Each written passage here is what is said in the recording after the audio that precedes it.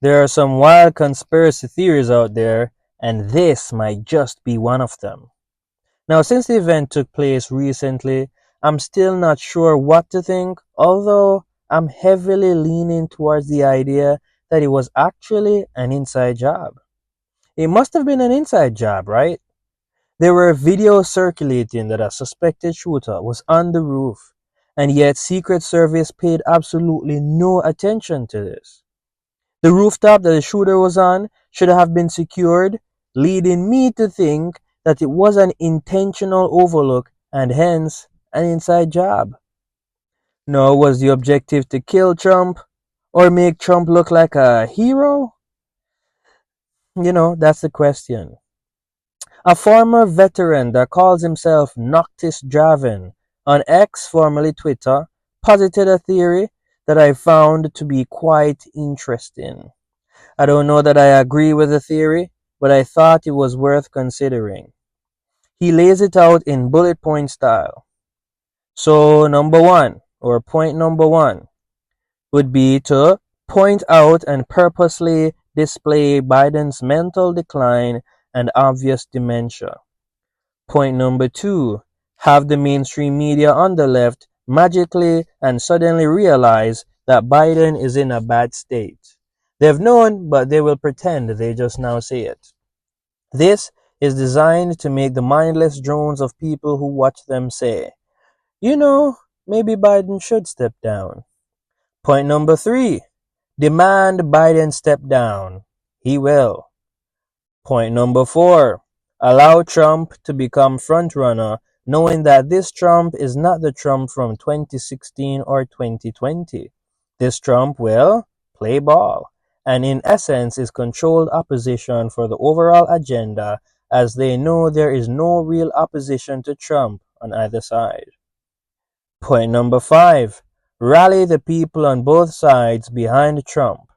Maybe an assassination attempt with really amazing and epic photos showing the bravery and American spirit will do the trick.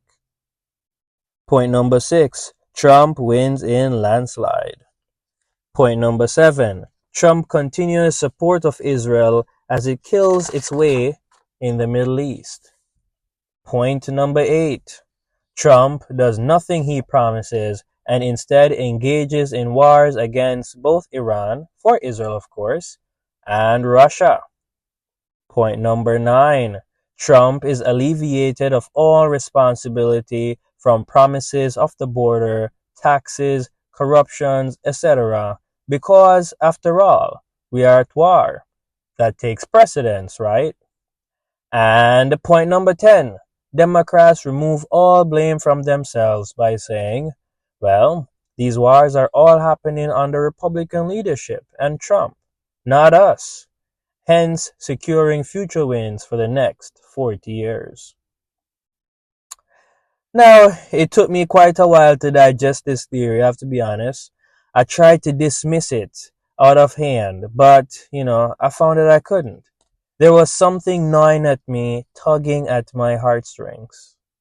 On points 1 through 3, I happen to agree. I can see that as an acceptable view on which to see the situation. It was obvious to everyone from before now that Joe Biden was not sharp. So the fact that the mainstream media is hyping it up now is, of course, very mysterious.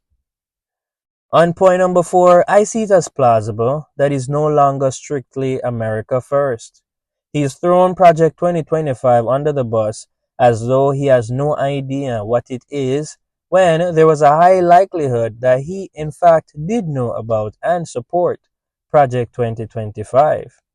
He seems to be very pro-Israel and supportive of the war against Hamas, which is concerning since he marketed himself as anti-war in the past.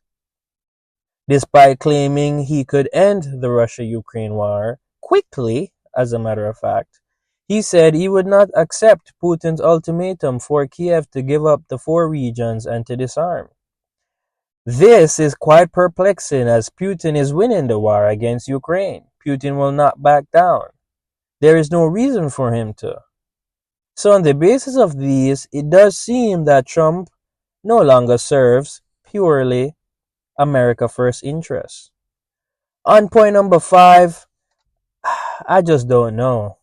I don't know if the assassination attempt was meant to miss Trump. What I could get on board with, is the idea that it didn't matter whether Trump was dead or alive. What mattered was that public discourse would shift from matters overseas to matters domestic. If Donald Trump died, then Nikki Haley would take his place and foreign policy wouldn't change. What would change is overwhelming support for the Republican leadership and a less watchful eye on foreign affairs. So I have the feeling that Trump didn't know and that he's merely a pawn playing his part. Brian Berledick from the New Atlas said as much, and that's a conspiracy theory that makes a little more sense to me. The other points that follow are quite plausible.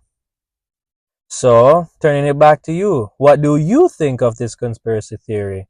Is it completely loony, or are there some merits to it? Let me know in the comments section below, and have a good rest of the day.